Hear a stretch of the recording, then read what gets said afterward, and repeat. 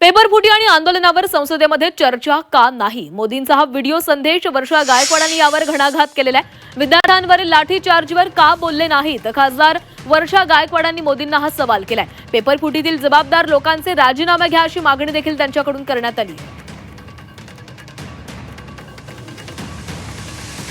देशाचे पंतप्रधानांनी रात्री 12 वाजता येऊन एक भाषण केलं आणि ट्विट केलं। मला त्यांना प्रश्न विचारायचा आहे, लाखो संख्येने विद्यार्थ्यांवरती त्या ठिकाणी आज आपण बघतोय की विद्यार्थी रस्त्यावरती असताना त्यांच्यावरती लाठीचार्ज केला गेला, त्यांच्यावरती पाण्याचे फवारे फेकले गेले, अश्रुधुराच्या नळात नरकंडा फुटला, मुलींशी महिलांशी गैरवर्तन झालं, त्यांचे कपडे फाडले गेले। कुठे होतात तुम्ही?